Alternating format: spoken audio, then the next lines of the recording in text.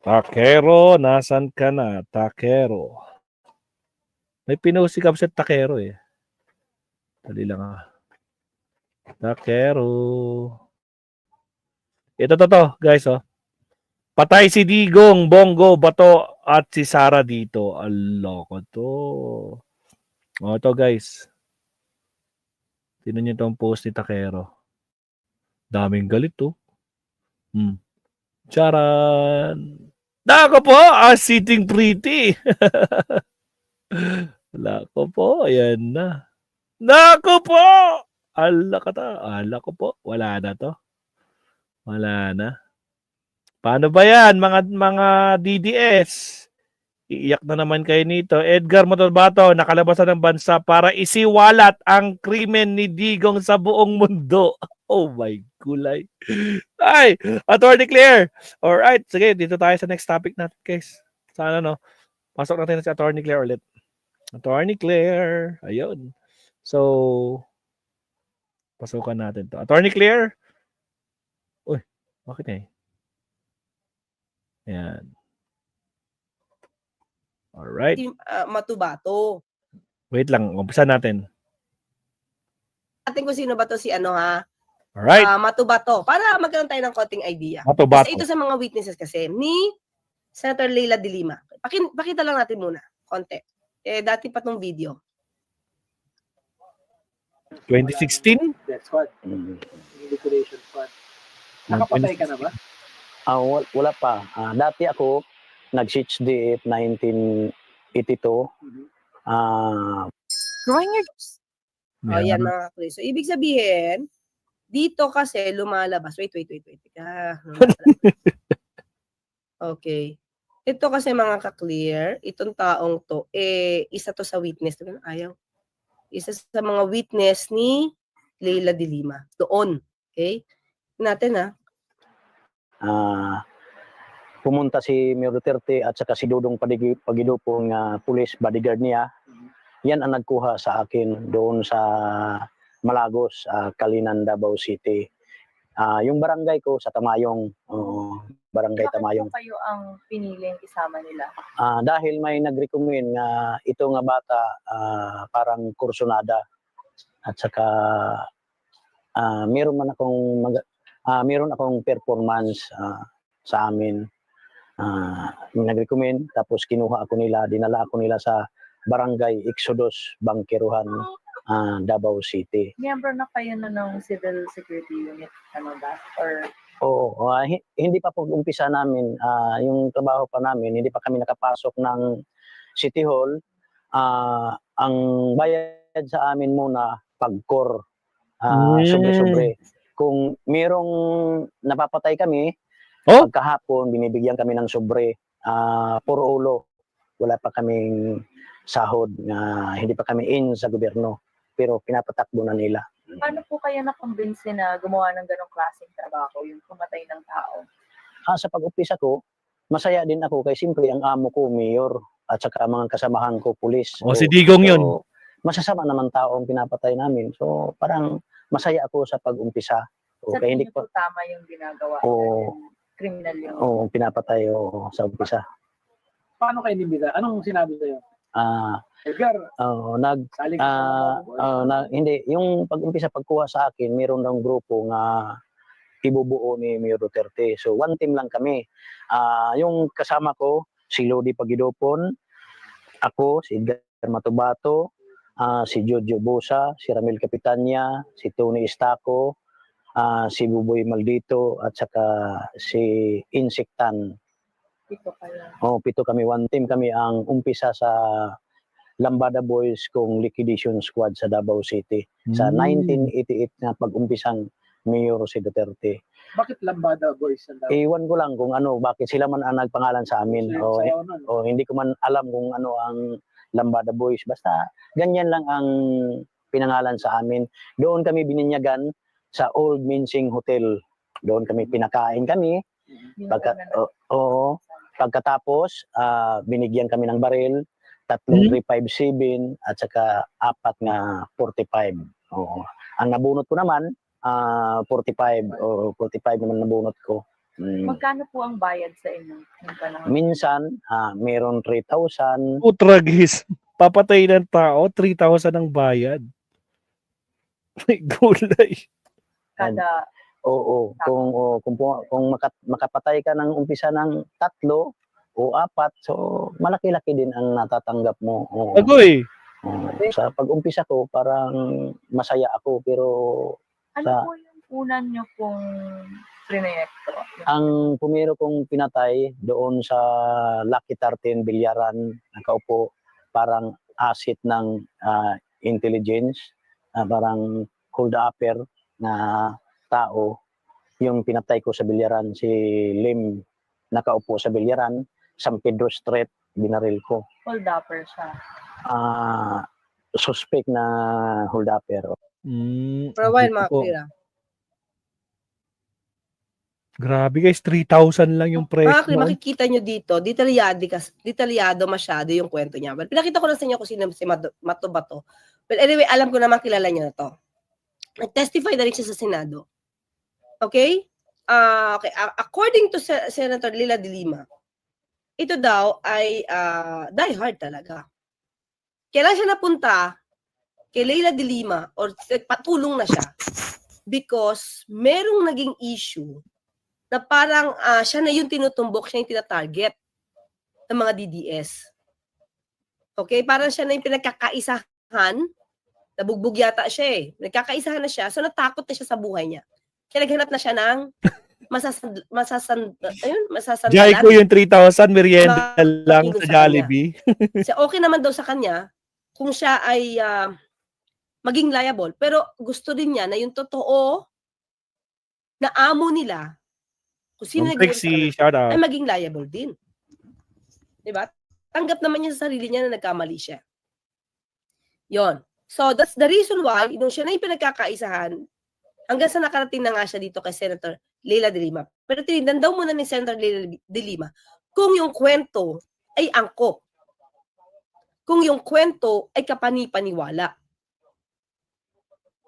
So, at that time, nung nakita niya ang kapani-paniwala rin kwento, kinuha niya na nga as resource person against Duterte. So after that, the problem is syempre, Pangulo yun eh. Si Pangulong Duterte. So anong nangyari? Diba? Binalak nga daw nila. Bago pa humingi ng tulong ito si Mato Bato kay Leila de Lima. Diba? Parang napaproject na ng Commission on Human Rights ang Davao Death Squad. Diba? Napaproject na siya, kaya pumunta sila Senator Leila de Lima, CHR team sa Laud.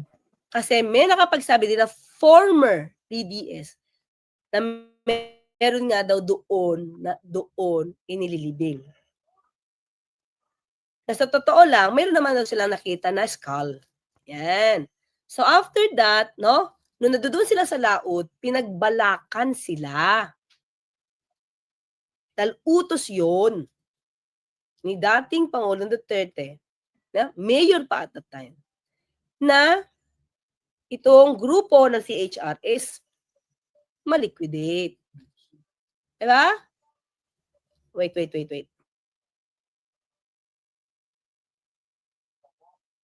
So, pinagbalakan na. Hindi lang siguro, hindi lang destiny. Kasi parang inaabangan nila, hindi yata doon sumulpot or hindi doon dumaan. Basta hindi natuloy ang misyon. So, pero pinagbalakan, inamin nyo ni Mato Bato. Okay? So, ngayon, after that siya mag-testify, presidente nun, si dating Pangulong Duterte, di ba? Abay, kinasuhan pala ito ng kasong kidnapping. At may warrant of arrest. Diba? Siyempre, pag ito, mga ka-clear, alam mo na, ayon sa kwento, doon sa nangyari kay Lagarma, diba? Yung 3 Chinese, pag nakulong yan, alam mo na, next. Diba? So, may pumorotekta kay Mato Bato. Okay? Hanggang saan, di ba? Lately, hindi natin alam kung nasaan na siya o nasaan na si Mato Bato. bigla na lang sumulpot yung kwento, 'di ba? Na nakalipad na, mga ka-clear. Gamit ang ibang pangalan. O, sige ha. Basahin natin tong news na to. Wait ha. Okay. Try nating i-analisa. Okay. Yan. Okay. Magkakasaan ng investigasyon ang Bureau of Immigration. Talaga lang ha. Kaugnay sa impormasyong nakasaad sa isang artikulo kaugnay sa self-confessed hitman at umano'y miyembro ng DDS na si Edgar Matubato na nakalabas umano ng Pilipinas gamit ang peking identity at travel documents. Patay sa report mula sa American Daily Newspaper na nakabase sa New York City. Actually, mga ka-clear, nakalabas naman na talaga. Okay? Nakalabas na siya. Yan din ay ayon ito kay Senator Leila de Lima. Okay? Hanapin ko lang po yung kwento ha. Nakinan dito na eh.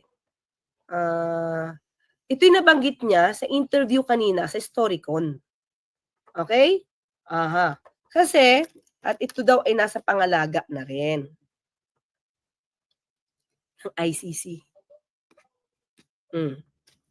So, mga ka-clear, totoo ba? Diba? Totoo ba na siya ay nasa ICC na? Ayan. Alamin natin kung si Okay, Matabato talaga ano nasa ba? January ICC. 7, okay. Kakanta na yan, attorney. Okay. Papakita ko lang yung sa inyo yung sinabi niya para may basis tayo dito. Nakita ko na yan eh. Okay. Kanina sinabi niya kasi na wait.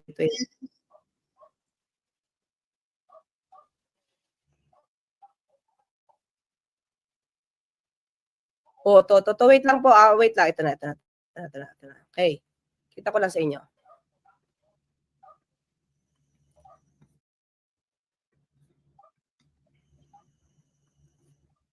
Yan. Sa Quadcom. Now, well, that's admission against interest. So pwede talagang gamitin yan. That's a very high form of evidence. Ang problema, as you pointed out, Anna Marie, is that may mga paiba-iba rin siya. Pwede yung pagbabawi niya, ay kasama rin yan sa But why in the first place would you mention certain things and then later to take them back? And inaano lang yan. So I'm sure the ICC is very interested on those testimonies of President Duterte himself. Yung mga admissions siya, lalo na yung sinasabi niya, meron talagang GDS, and then yung mga sinasabi niya that at times, siya rin mismo ang pumapatay. And in fact, in the Quadcom, at hindi nasabi niya yung sa Senate, sinabi pa niya na even mga police, meron din siyang mga pinapatay. So that was not mentioned earlier in the Senate, but mentioned in the Quadcom. These are heavy stuff. These are very significant admissions. Now I'm sure, nagpalakas, it could only bolster the ICC case with those admissions. Ma'am, ako last question, ma'am, before we let you go. So did I get it clearly, ma'am, no? Did I get it right na Edgar Matubato is now under the ICC? Just like Las Cañas, kasi parang ang tagal ni Matubato bago makuha ng ICC eh. So now he is officially under the ICC, under the protection. I don't know. Pinag-usapan namin yan kahapon, Senator. Tinatanong nila kasi kung anong ginagawa ni Matubato sa Europe. Sabi ko, makaklear, alam naman natin Europe? ni Netherlands. Diba? Parte yan ng Europe. Nasa Europe siya. Okay? naman siguro OMG. nagkakape at saka kumakain ng keso. Bagay mo, binisita si Santa Papa. Pag sinabi mo kasing keso, alam mo naman na Netherlands known for keso, di ba? That's why he had to leave. He had to leave dahil nga ina-access na siya ng ICC. And now, just like Mr. Las Cañas, what I know is that he is also under the protective custody now of the ICC. Mga ka-clear. Sure na. Na nasa proteksyon, under the custody na, si Matubato. Lagot na, sa Duterte. ICC. Bato, Ang tanong Bongo. natin ito, paano ito nakalabas? Kasi ang sabi ng Pangulo, ng palasyo, di ba? Ito, pakita ko ha. Pero babalikan natin ulit yan. Ito ha. Let's see. Nako, So, galing na kay problemado Senator naman. Leila de Lima ha. Okay? Menchu Yamamoto. Uy, miss you na si Menchu. Somewhere in Europe daw, sabi niya ay Stormcom guest ni Senator De Lima, former Secretary Llamas. Ala, yung mga Duterte. Kamusta na kayo? Totoo nga itong post ni Takera, no? My goodness. Sige. Paano yan? Problema na kayo. Maisisiwalat na sa buong mundo yung mga kalokohan niyo. OMG. Nalalapit na talaga mga kabsat. Sige. Tuloy. Oo. Actually, teka lang ah.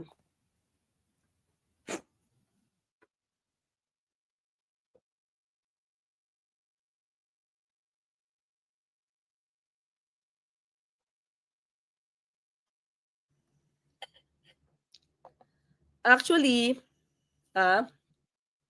meron tayong nadidinig-dinig. Oo. Yeah, Hague nga. Ayan, sabi ni Menchu rin, Hague. Somewhere in Europe. Okay? So, hindi natin alam ngayon kung nasa ICC na siya or somewhere in Europe. Okay? Pero ang clear, ang sure, under the protective custody of ICC. MUG, yes. Uy, kamusta ka na, MUG? Parang si Rich pala yan, Attorney Claire Castro, kasi gumamit ng ibang identity. Yes. Pero, iwas ang Malacanang dito. Wait lang, iwas ang Malacanang. Right. Mga kabsat, again, ilan na yung likes natin? 200. Hindi, mali. 2, tama ba?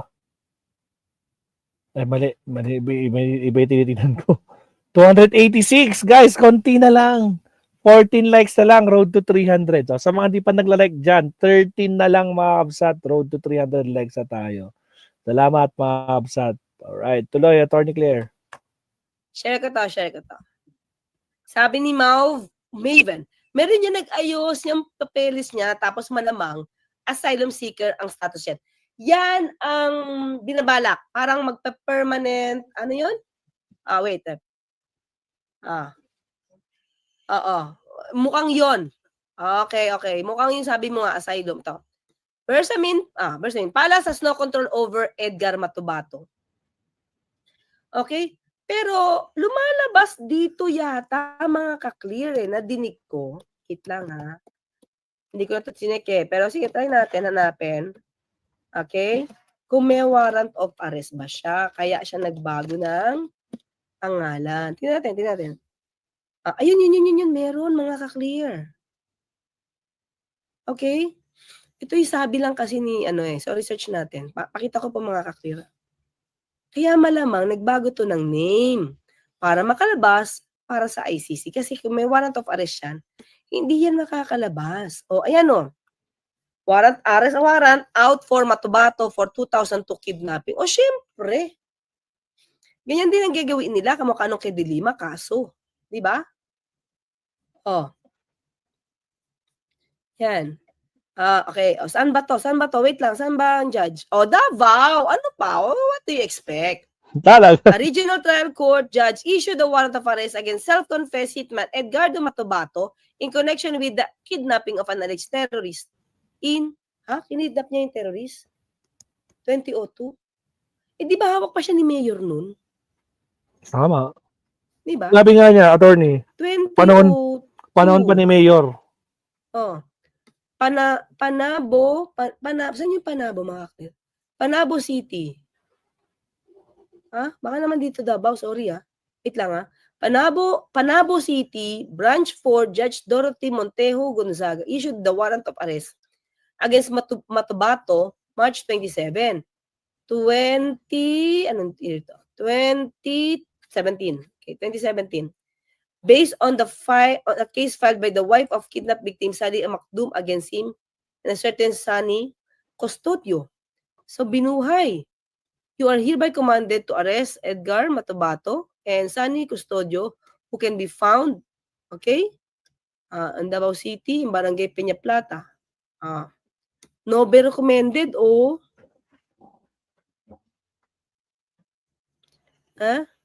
Salamat, Mac Lazo, Pagador. Inadmit naman daw ni shout out. Matubato yung kidnapping. Diba? Well, anyway, sabi nga natin, kapag meron tong ganitong warrant, Talagang no bill, tatapasa medyo dyan. delikado talaga yung buhay niya. Diba? Kasi, ano yun, witness siya eh. Malaking bagay yung i-witness niya. Well, anyway, balik tayo. So, sabi ni Malacanang, wala silang alam ha. Sabi niya dito, pero, kaya, balik tayo. Kung wala silang alam, okay, wala silang control, pero may warrant of arrest to eh. Diba? Malacanang stated on Tuesday it had no information on the whereabouts of confessed. Nawawala nga, di ba? Tinago nga to. Confessed hitman Edgardo Matubato, nor any control of his actions, including whether he might testify in another forum. Wala kami masabi dyan, sabi ni Lucas Bersamin, Executive Secretary, that we have no connection with Mr. Matubato. Whatever his purpose in going out, we cannot control that. Pero you can. May warrant of arrest. Siguro hindi alam ni baka hindi alam Executive Secretary Lucas na mukhang merong standing warrant of arrest. But if he intends to go to testify in another form, that's also beyond our control. Hindi eh. Most probably hindi informed si Executive Secretary na may warrant of arrest. Hindi namin siya ini-encourage. Hindi rin namin siya dini-discourage. Diba? Nakita nyo ngayon, wala na yung ayaw, hindi dapat pang hiwasukan ng ICC ang hustisya dito sa Pilipinas. Iba yung statement nila noong unang mga buwan ng 2022. Na iba na, ayan hindi namin siya ini-encourage, hindi rin namin siya dini-discourage mag-testify. Diba? So the New York Times recently reported that Matubato had fled the Philippines. Okay? Ayan, tingnan natin Saan ito? Okay. So may ginamit siyang ibang name. Hanapin natin yung news na yan. Anong name ang ginamit, attorney? Okay. Ito. Punta tayo dito, para maganda yung news natin. Kompleto. Okay. Mauve Maven. Wait lang. Mauve Maven. Basahin ko muna. Tinago siya ng mga pari kay Duterte sa seminaryo. Nasa New York Times article din yun. Yun, di ba? Ang nasa mga pari ang kasama eh. Siyempre. So, ito. Hindi kasi delikado talaga kapag nasa na siya. Ito. Panabo po, Davao po yan. Salamat Reynald Ray. Galing. Thank you. Ito. Basahin natin Davao Death Squad hitman leaves Philippines using fake identity. Okay? January 7, 2025. Okay. Yan. Okay? After a decade in hiding, self-confessed hitman and member of infamous Davao Death Squad, Edgardo Matubato was able to leave the Philippines using fake identity and travel documents. Na iba nga dinitali doon sa on the run, yung in writing, kung paano siya nabago, tinanggal yung, tama, nagpakalbo siya, di ba? Tapos, may goatee siya. Tapos iba yung kulay ng goatee niya.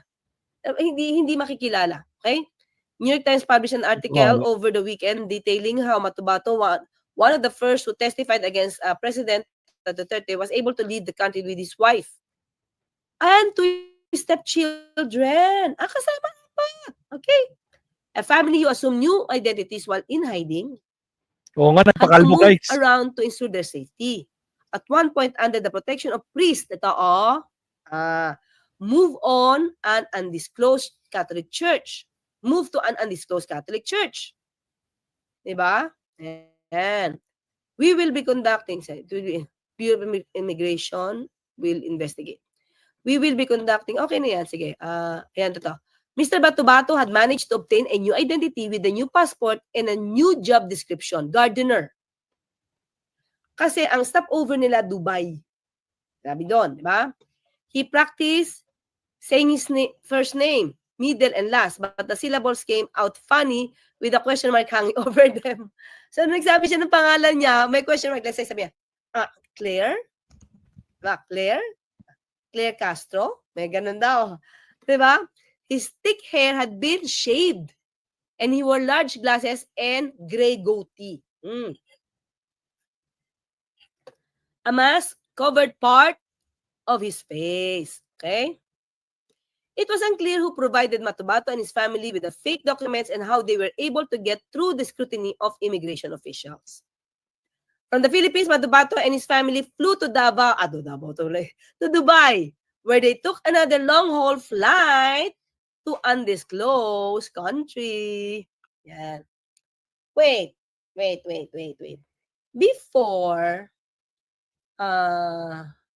nung nag-Dubai kami, galing kami ng London, stopover nun, kung ang sinakyan mo Emirates, Dubai yun. So, sabi, hindi ko alam kung ano pa ibang stopover. They are expected to rebuild, a life in permanent exile. Diba? Okay. Ito sabi, while he had been waiting for years to testify, matagal niya na hinihintay ang ICC until inaccess nga siya. Yun yung sabi ni Senator De Lima, until na inaccess na siya ng ICC. Said he would not seek immunity in exchange for his testimony. He would not seek immunity in exchange for his testimony. Okay? Another self-confessed attorney Las Cañas reportedly claimed that he obtained immunity from prosecution for testifying before the International Court. So dito, hindi daw siya magsisik na immunity in exchange for his testimony. Kumbaga walang kapalit, mag-testify lang siya. Kahit siya makulong, whatever. Diba? Pagdudusa niya, pero dapat magdusa din yung talagang may kinalaman. Yun yung sabi niya. So, ang sabi ngayon ni Senator Leila De Lima, hindi niya alam kung bibigyan din ng absolute immunity si Matubato. Katulad doon binigay kay Arturo Las Cañas. Yon. So, ngayon, mukhang may 3 na, no? Na nasa kustodiya ng ICC. Okay? Ano kaya ang mararamdaman? Kasi importanteng tao lumalabas itong si Matubato dahil sa kanyang nalalaman. Insider kasi siya, mga ka-clear. First hand, Insider kumbaga. Okay? Sila yung nag-confess na 3,000 lang daw, attorney. On the run, Hitman gives one last confession. Okay? Sabi nga na niya dito, 24, diba? 24 na taon siyang nagtrabaho. Okay? For Duterte. Okay? Okay? For almost 24 years, I KILLED and disposed of many bodies. Aray ko po. Matubato said of his time with the death squad, I am trying to remember but I cannot remember kung sino-sino siguro yun. Ang dami. Parang sabi nga niya, 50 katao. Ito pa, sabi niya, Matubato said he fed a man to a Crocodile. croc. Pero isang beses lang. Di ba parang pag nasanay ka na yata talagang gumawa ng gano'n, Grabe, parang no? especially Grabe. kumikita ka, mga ka-clear, may Kinakain reward. sa buhaya. Diba? Parang walang tigil kasi mahirap yung buhay niya eh. Diba? Mahirap yung buhay nila. Yun. Kaya minsan,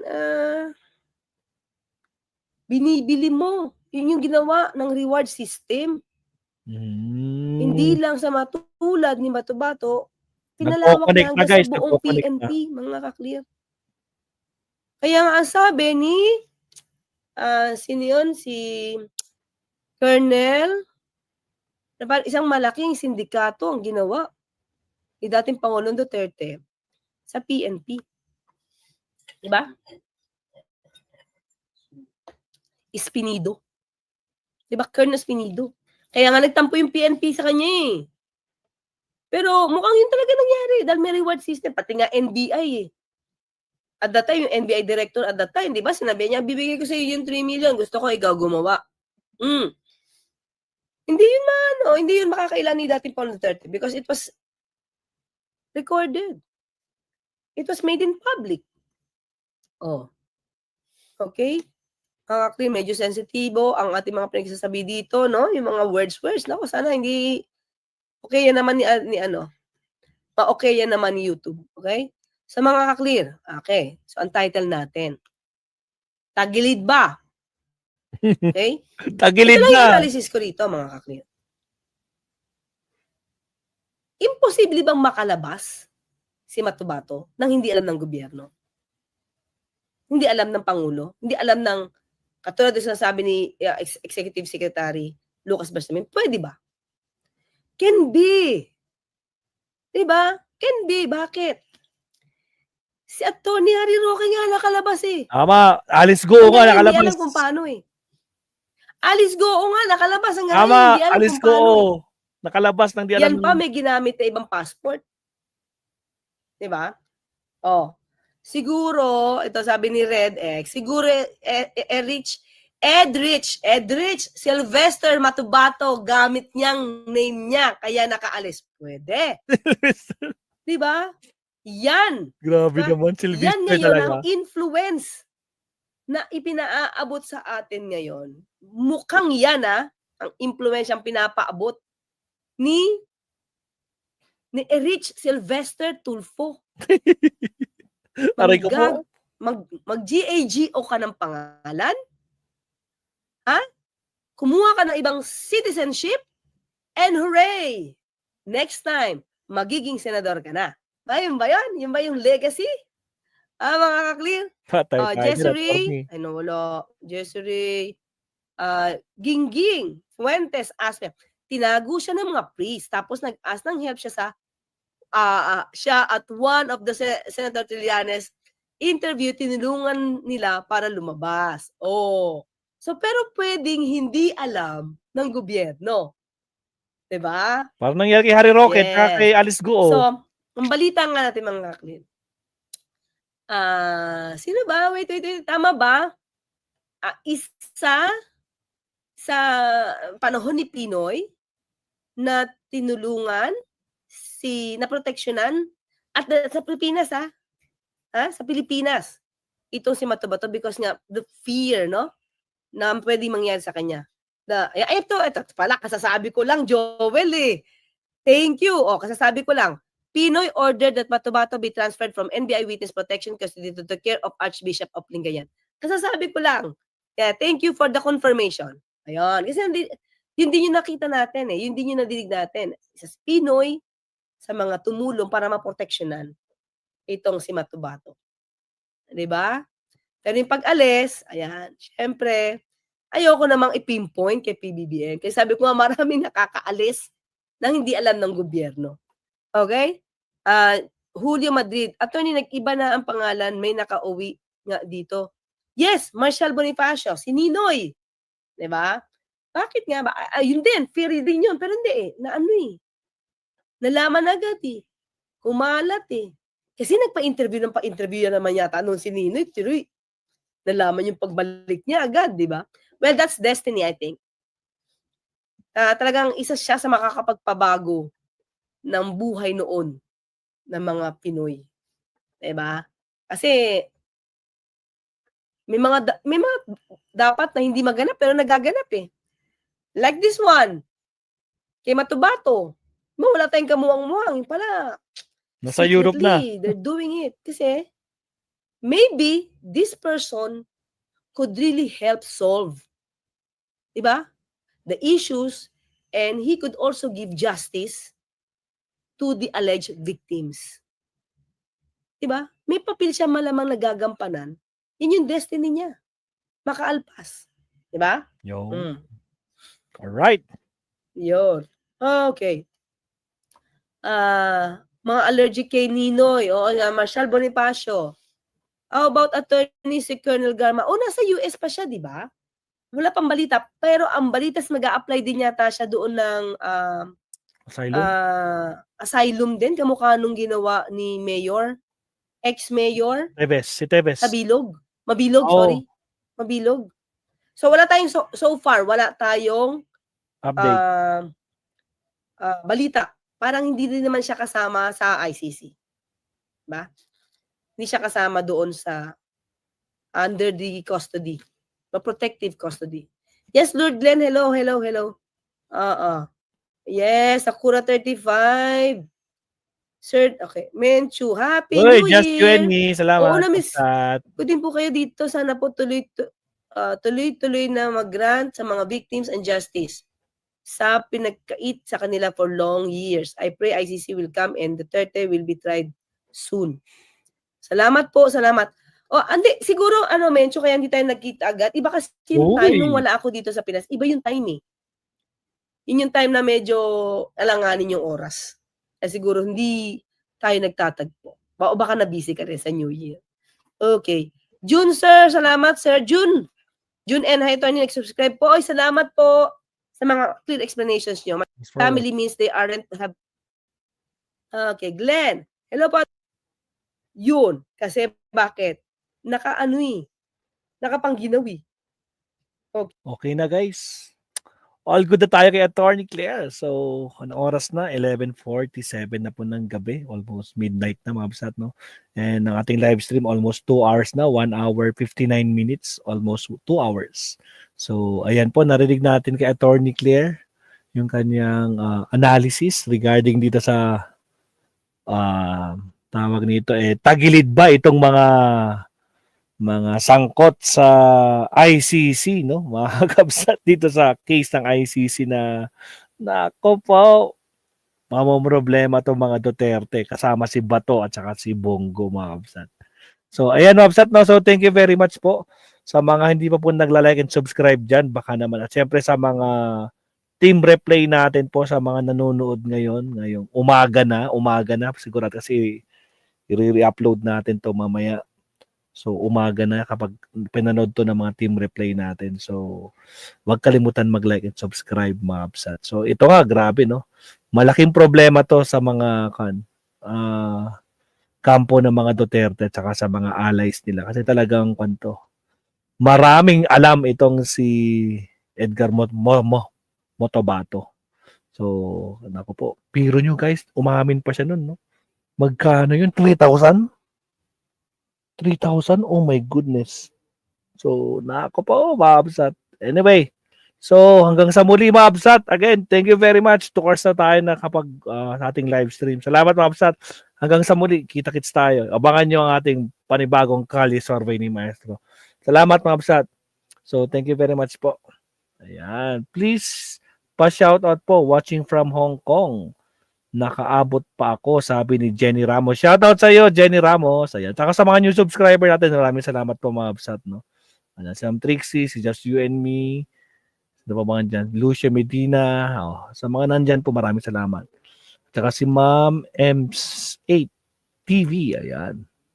So, sa lahat po ng mga pumagong pasok, mga new subscriber, maraming salamat po. At syempre, sa mga hindi pa nagla-like dyan, salamat po. 300 plus na po yung like na natin. Maraming salamat po. Thank you very much. Good night, Mabsat. Good morning po sa mga nagti-team replay po. So, maraming salamat po. Maestro Paul is signing off. Thank you very much. Sayonara, Mabsat. Good night po. And good morning. Paalam. Bye-bye.